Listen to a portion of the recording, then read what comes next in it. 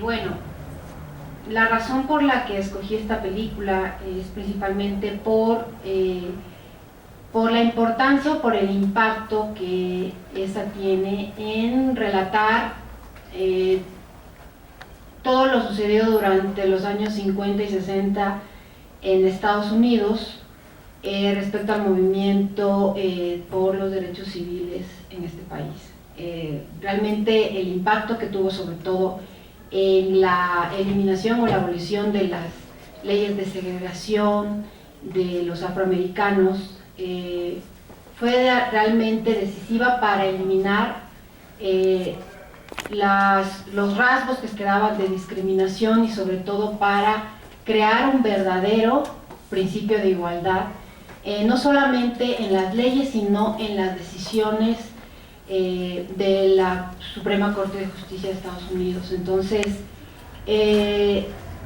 lo interesante de esta película es cómo a través del relato de la vida del mayordomo de la Casa Blanca se vive este movimiento, ¿no? Entonces, básicamente esas es las razones por las cuales lo escogí y que yo sé que la van a disfrutar mucho. Gracias. Entonces, corre película.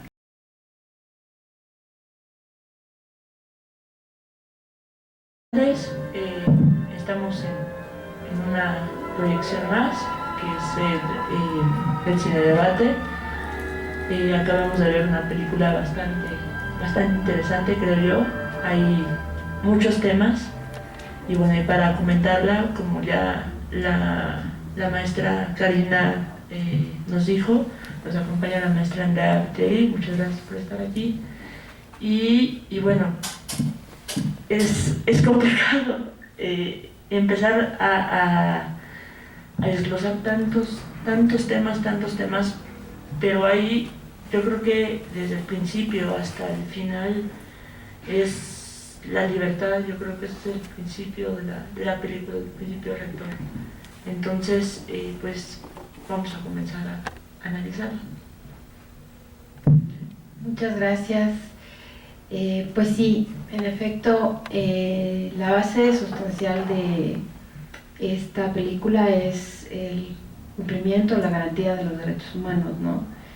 Y en principio el derecho de libertad sí, pero acompañado básicamente del derecho de igualdad, ¿sí? Porque como antecedente de este movimiento que surgió en los años 50 y 60, tenemos que en Estados Unidos, después de la Guerra Civil, se había reconocido la igualdad a través de la 14ª enmienda, pero esta, por los propios, podríamos decir, manejos políticos que se dieron en esa época, esta igualdad no se pudo realmente cumplir o no se pudo realizar según el propio contenido de este principio. ¿Y por qué razón fue eso? ¿Por qué razón surgió esta segregación, que es básicamente lo que se manifiesta en esta película? Se dio porque, al ser el principio de igualdad un principio tan amplio, tan indeterminado, los intérpretes, en este caso que son los legisladores, el propio juez, el propio juzgador, pues no tenía, podríamos decir, un parámetro claro, ¿sí?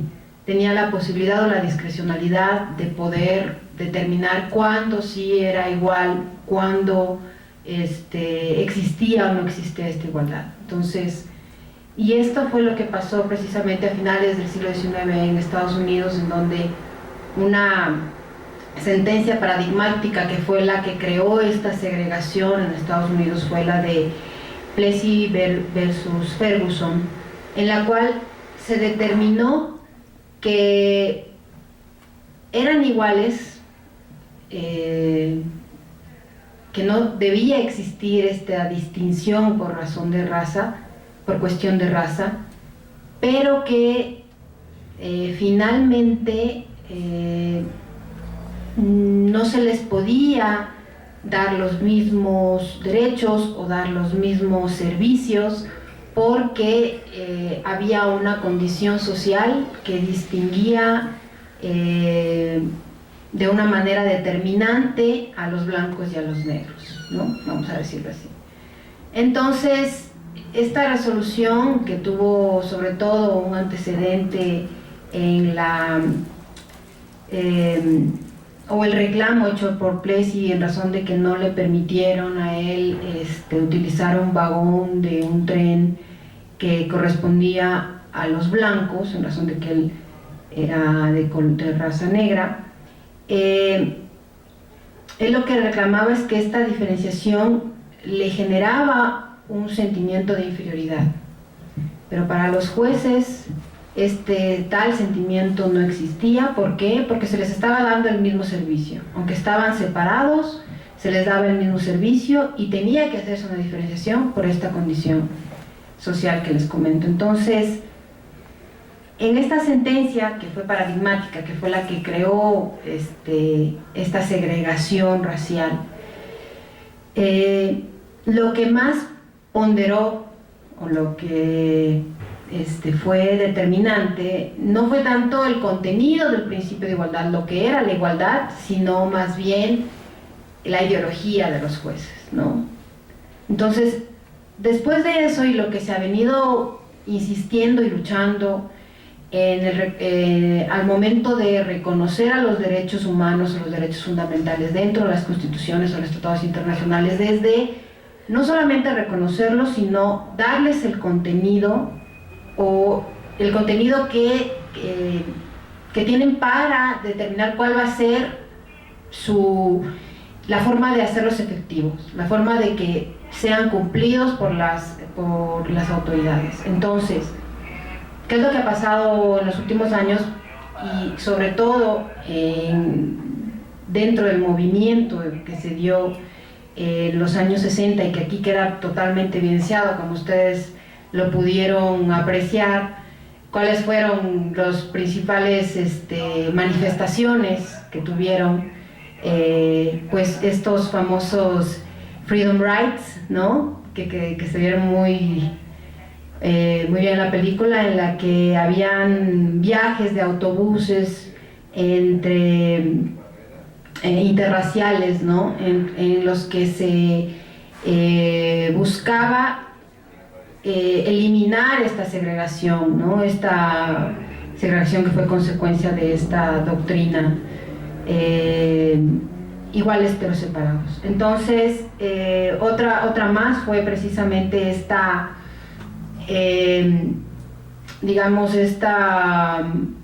las manifestaciones que habían en los bares o en establecimientos públicos, en restaurantes, para que se rompiera esta segregación.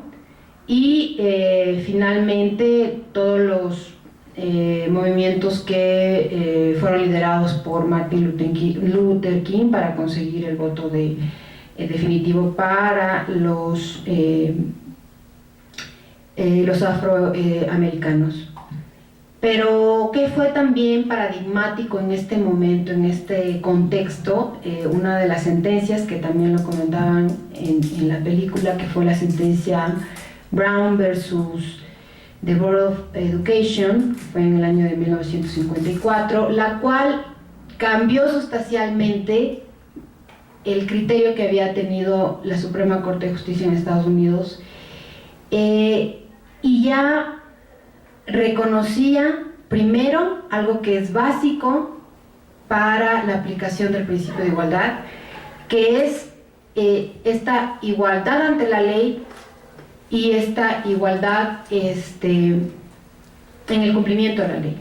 Primero, esta igualdad ante la ley, ¿qué es lo que buscaba, o qué es lo que busca este principio básico? Que el legislador, o en su caso los juzgadores, no hagan algún tipo de distinciones injustificadas o irracionales, que en este caso de la segregación evidente hacia los afrodescendientes por su condición racial, no tenía ninguna justificación jurídica, ¿no? el razonamiento ideológico que se había dado con la doctrina de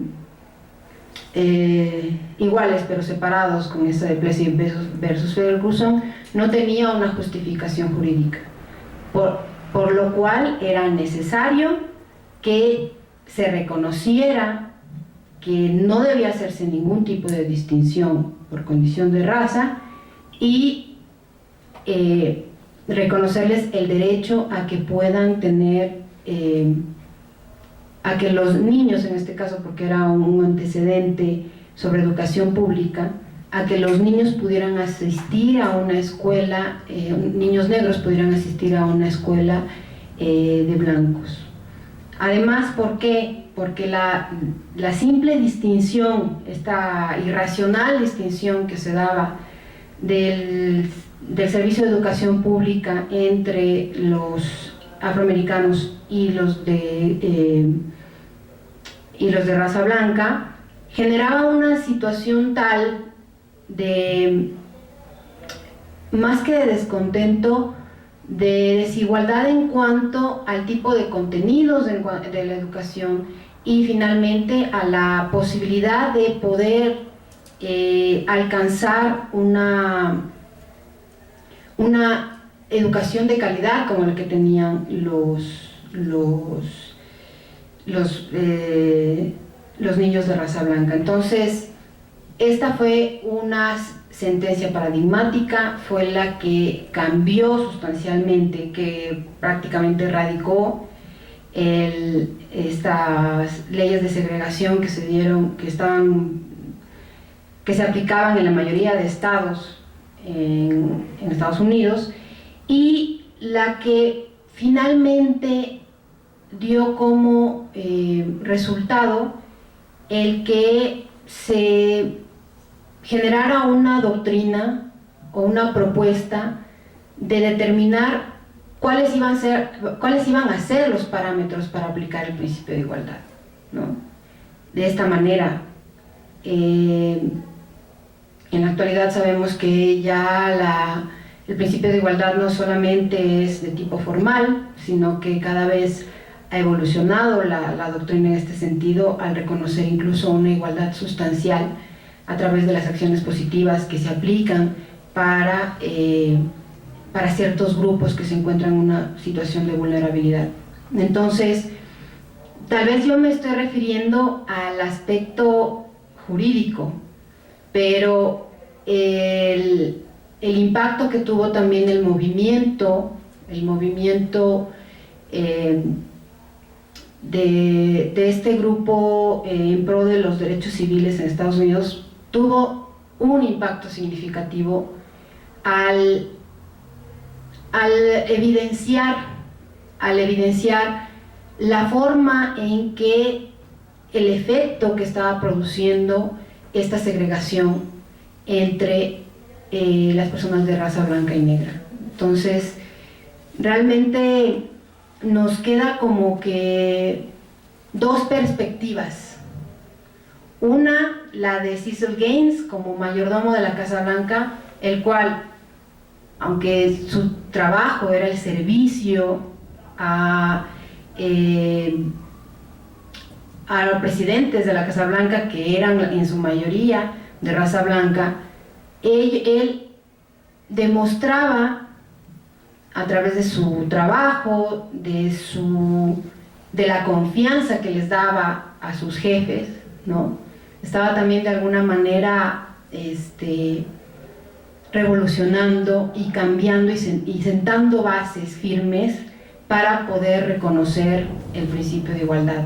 No sé si ustedes se fijaron en algún momento cuando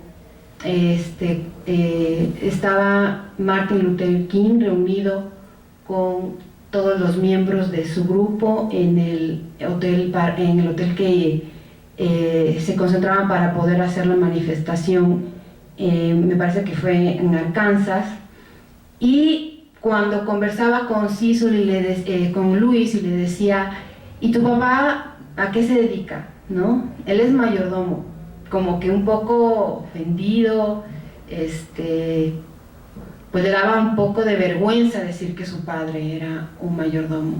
Sin embargo, el propio Martin Luther King se le dijo, pues debes reconocer que la servidumbre en Estados Unidos ha sido una de los grupos, digamos, subversivos, al demostrar cómo se puede eliminar ese odio racial que existió durante más de 200 años en Estados Unidos por la condición de esclavitud, y demostrar a través de su trabajo ético y de la confianza que le dan con quienes trabajan, a la forma de romper con esa inercia que los estaba separando, ¿no?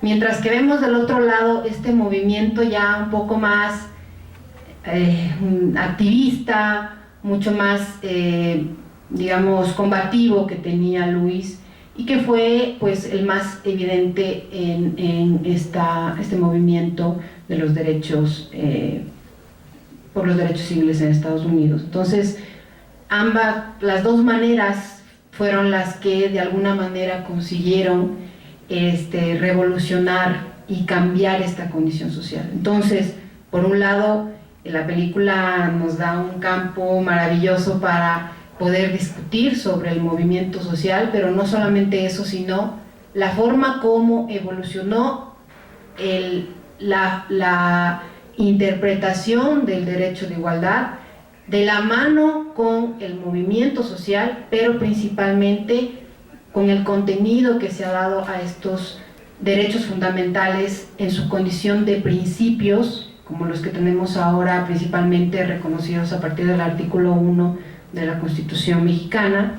y que la forma de poder garantizarlos o de poder hacerlos efectivos es al darle un contenido y reglas claras para su aplicación. Ustedes saben que en este momento una de las discusiones más importantes dentro de la doctrina constitucional contemporánea es la aplicación del principio de proporcionalidad para el reconocimiento de los derechos fundamentales. Y este principio de proporcionalidad lo que hace es determinar la mejor forma de poder hacer efectivo un derecho cuando puedan estar en contraposición dos principios o dos derechos fundamentales del mismo valor. Entonces, realmente es una película que a mí me movió no solamente por el movimiento social, sino por la forma en que, al hacer un análisis ya jurídico de la evolución que tuvo la doctrina de derechos humanos en Estados Unidos, nos demostró la necesidad de establecer este contenido para el derecho de igualdad y la forma en que debe aplicarse a través de reglas claras que nacen en razón de la amplitud o de la apertura que tienen estos principios. Aquí hay muy interesante lo que acaba de decir, pero aquí, más allá del diseño institucional que podemos tener de los derechos humanos, la jurisprudencia y demás, hay una escena, bueno, hay varias escenas, pero hay una escena en particular en donde se ve que no solamente es necesario el diseño o tenerlos en papel, sino hay que crear una cultura de los derechos humanos. Que eso yo creo que es también una parte que la película también trata de tejer para que nosotros nos demos cuenta y por supuesto nos vemos reflejados de distinta forma, pero nos vemos reflejados con los derechos indígenas, con los derechos homosexuales, etcétera, etcétera, etcétera, ¿no? Entonces yo creo que ese es un tema transversal a toda esta problemática que tenemos nosotros como derechos, ¿no? También ya la doctrina de derechos humanos, también por eso también es multidisciplinaria, porque no solamente ya es derecho, sino se tiene que ver desde el punto de vista sociológico, económico, hasta antropológico, etcétera, ¿no? Entonces, no sé si podría comentar un poco sobre esta línea. Sí, de hecho, en efecto, el cambio, como ustedes ven, y lo refleja la película, el cambio se dio por manifestaciones constantes de parte de grupos de defensores de los derechos humanos y principalmente de quienes querían cambiar y erradicar completamente en Estados Unidos. Pero él, creo que ya se está acabando. Sí. Pero lo importante es que, en efecto, el cambio en la aplicación en estos derechos no se da solamente a través del cambio de la norma, un cambio de cultura.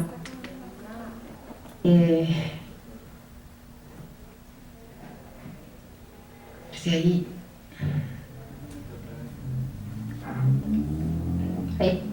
Que se sigue cortando. Se sigue cortando, pero no importa. Bueno, lo importante de esto es que en efecto tiene que ir de la mano con un cambio de idiosincrasia, pero muchas veces, a veces estos cambios son difíciles de hacer y difíciles de que sean generalizados o generalizables, podríamos decir, porque pues todos tenemos nuestros, podríamos decir, prejuicios, muchas veces estereotipos que ya tenemos muy marcados, o la propia educación o la propia cultura que nos lleva, que muchas veces nos impide poder aceptar este cambio. Entonces, en ciertos casos, y por ejemplo en el caso, y también quedó claro en la película, que el cambio de paradigma que se dio con Brown, pues no fue aceptado, principalmente por los estados del sur, ¿no?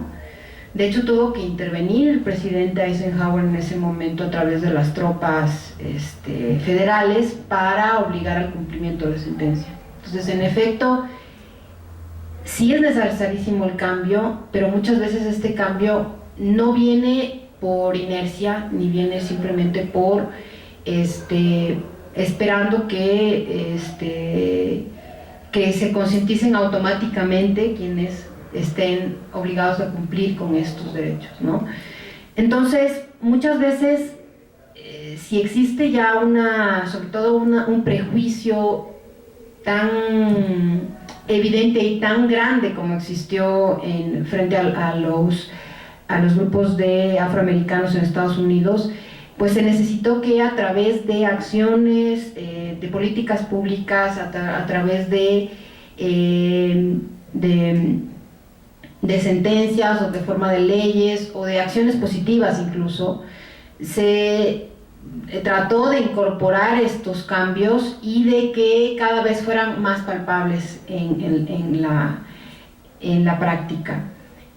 Por lo menos lo que se está haciendo aquí en México desde que se reformó el artículo 1 constitucional, pues ha sido concientizar y capacitar principalmente a jueces, a autoridades, a quienes estén obligados del cumplimiento, a conocer la forma como va a funcionar esta nueva estructura jurídica y a concientizar de que esto no nos va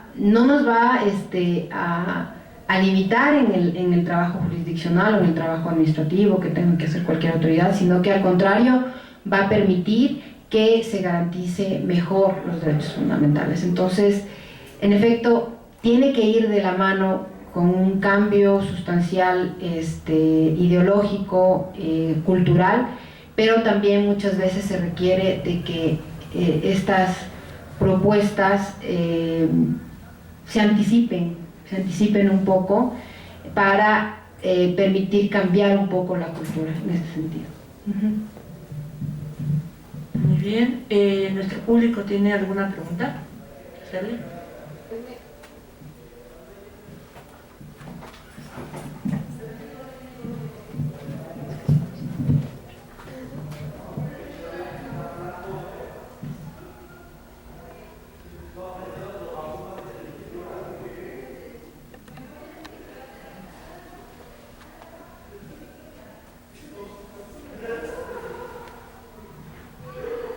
Buenas noches, yo soy Dora María Sevilla y yo, pues ya no estoy tan jovencita, pero el día que se dio este movimiento de Luther King, yo era chica y entonces lo manifestaron en el radio a través, bueno, de las frecuencias que había, Y entonces este movimiento se dio más o menos a las 11, 12 de la noche.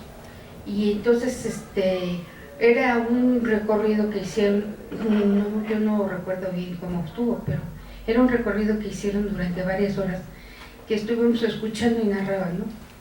Y entonces lo que más impactaba a nosotros como niños, pues era en realidad exactamente la discriminación que hacían en restaurantes, cuando atravesábamos las fronteras, y más que nada era cuando aventaban el dinero a la cara a la gente. Bueno, hacen muchas despectivos muy fuertes, y entonces relacionados con el derecho, ahora que estamos en otra época, bueno, yo ahora que ya conozco más las enmiendas que tiene los Estados Unidos en cuanto a todo lo que es la Constitución, que son 26 enmiendas las que ha hecho, en realidad todavía están confundidos en muchas cosas y ellos están queriendo corregir todo esto.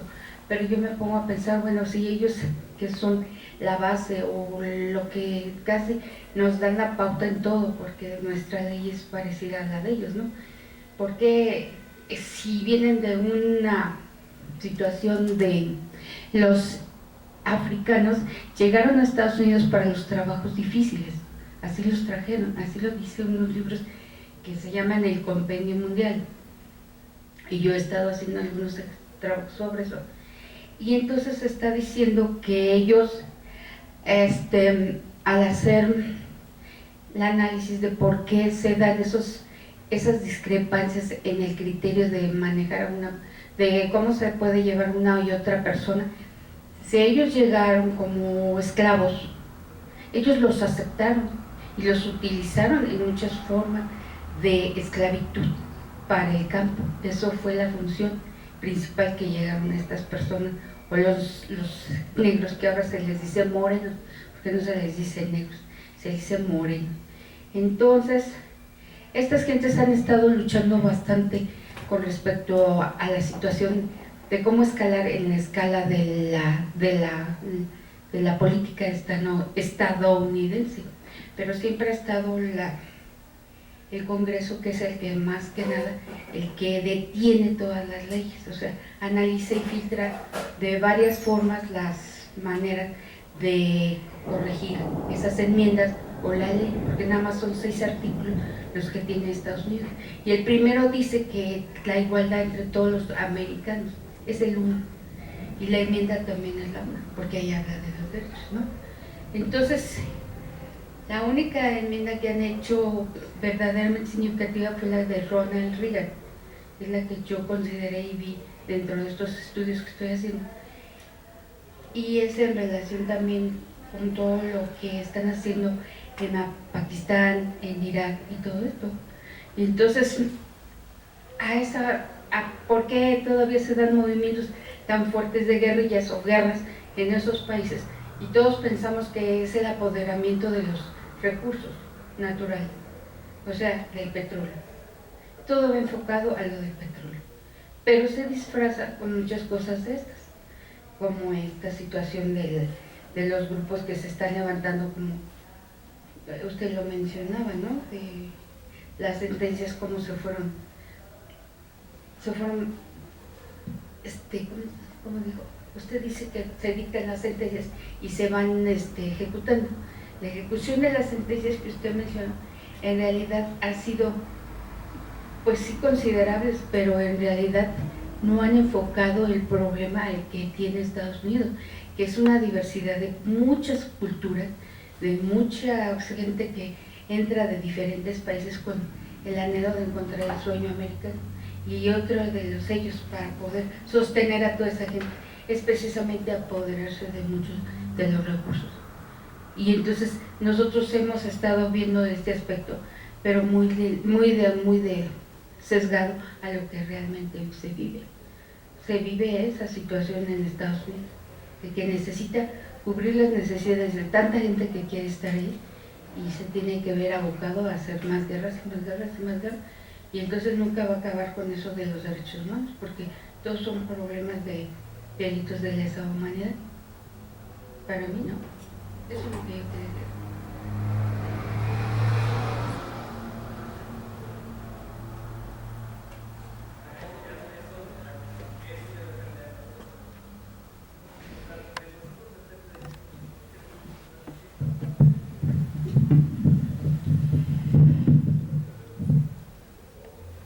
Bueno, en efecto, Estados Unidos tiene pues algunos problemas de carácter político y económico que muchas veces influyen en el cumplimiento, y de hecho influyen sustancialmente en el cumplimiento de ciertos derechos humanos, pero en específico en el tema de igualdad, que es el que hemos estado tratando y el que pues es el tema central de esta película. En efecto se reconoció en el Bill of Rights de 1776, y el problema ha sido cómo lo han interpretado, ¿no? Tanto como sabemos el modelo que tiene Estados Unidos desde Common Law, y las sentencias o los criterios que dicten los jueces son relevantes, son los que permiten crear el antecedente para legislar en ciertos temas. Entonces, el punto aquí es que, si bien desde que se creó el propio Estados Unidos el principio de igualdad existía, el problema ha sido que la forma o los parámetros que han tomado en consideración para aplicarlo han sido, han tenido una evolución significativa, en razón de que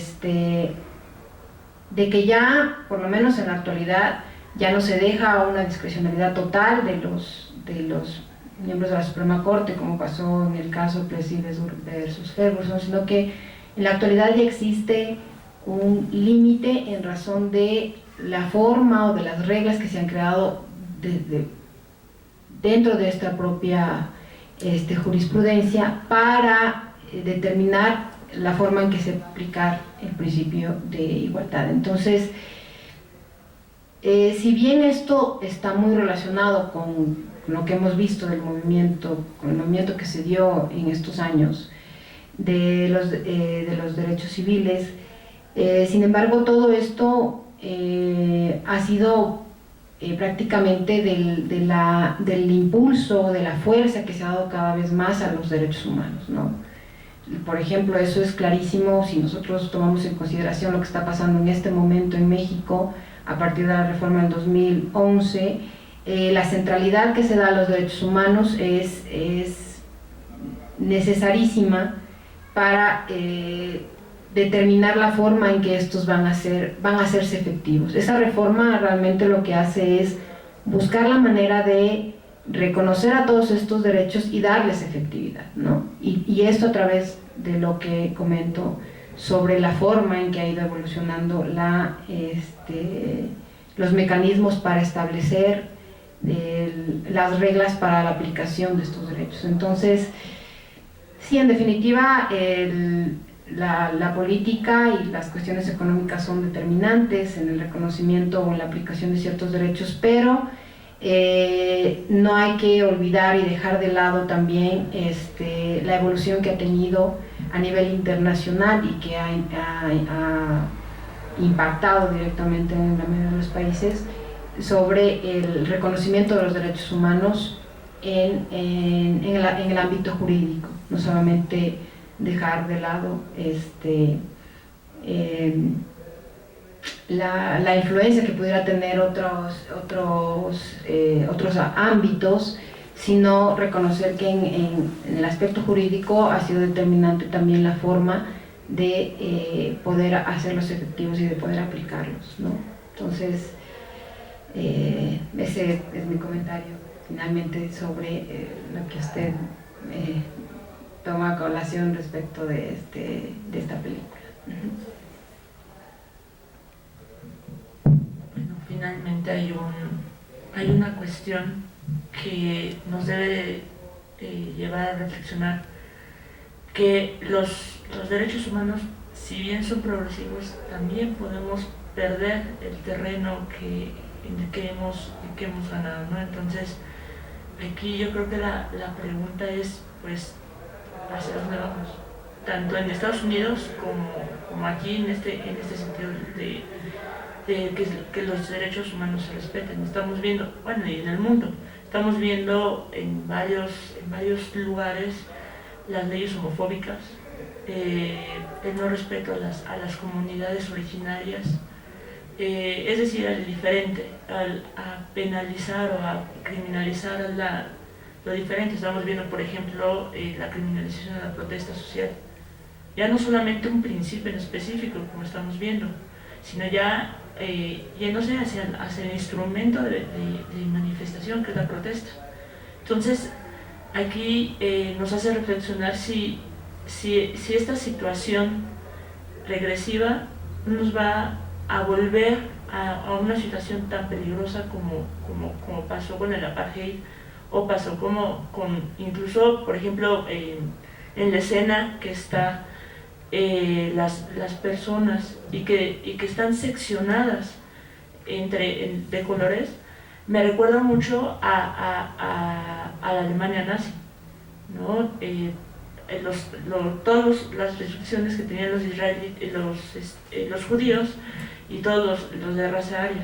Entonces, en ese terreno, ¿cómo ve usted esa expectativa? ¿Es positiva, es negativa? Quizá puede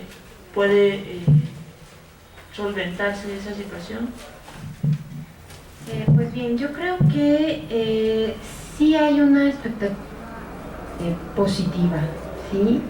Probablemente veamos nosotros que continúan, como tú lo comentas, mucho de las condiciones que nosotros ya pensábamos superadas y a las que no queremos volver. Por ejemplo, clarísimo en relación con la película es la condición de esclavitud que tienen muchas personas a través de lo más cada vez más usual, el delito de trata de personas, ¿no? Entonces hay una situación social compleja, pero creo que el hecho de que tengamos una estructura mucho más fuerte, mucho más evolucionada, con mayores instrumentos que precisamente refieren a lo que yo he comentado sobre la forma de aplicar o de interpretar los derechos fundamentales, la misma evolución que ha tenido los tribunales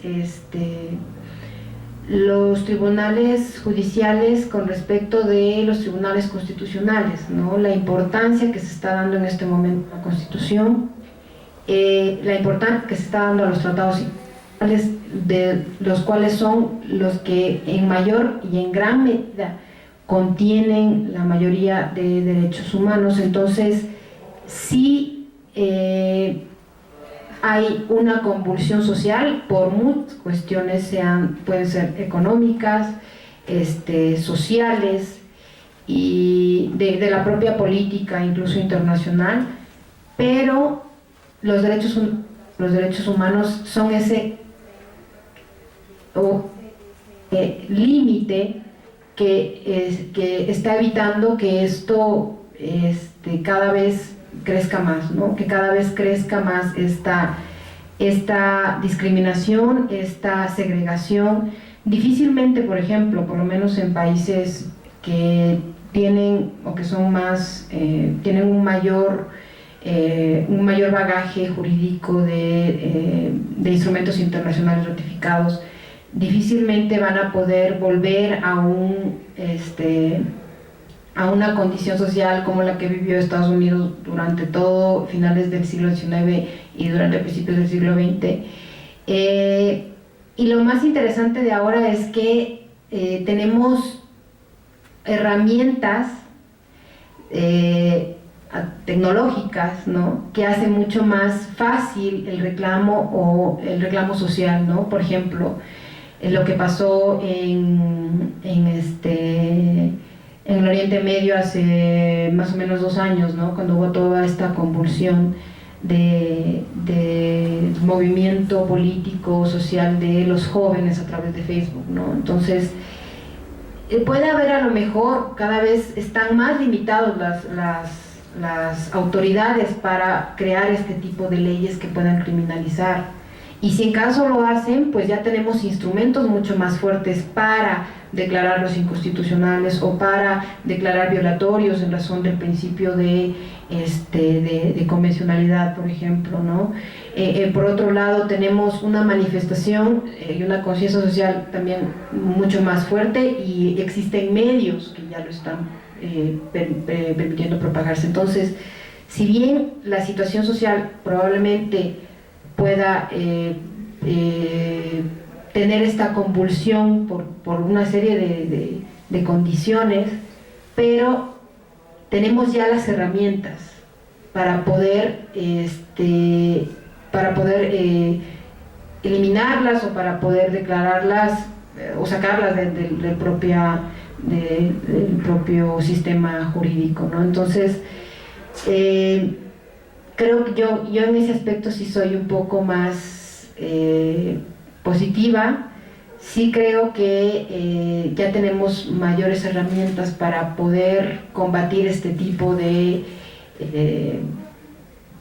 situaciones que fueron muy recurrentes durante finales del siglo XIX y durante el siglo XX, pero no hay que quedarnos con los brazos cruzados, ¿no? Tampoco vamos a decir, bueno, ya tenemos estas herramientas, lo dejamos, nos quedamos tranquilos porque ya no podemos regresar en este tipo de derechos. Entonces, yo lo que creo es cada vez estar más conscientes de estos cambios que se ha dado en la legislación, por ejemplo, mexicana, estar más preparados para saber usar estos instrumentos y informar, ¿no? Informar mucho mejor a principalmente grupos que se encuentran en condiciones de vulnerabilidad, para que puedan hacer efectivos sus derechos, porque con información y con la preparación que pudieran tener, con la conciencia, sus derechos los pueden hacer valer y hacerlos efectivos. Bueno, muchas gracias. Muchas gracias a la doctora Andrea Viteri. En nombre del Seminario de Derecho Procesal y por parte de la doctora Karina Gómez Frode, le entregamos un reconocimiento. Muchas gracias. Muchas gracias por su participación, y a nuestro público les recordamos que el próximo Cinedebate se va a llevar a cabo el 10 de abril, que es jueves. Muchas gracias.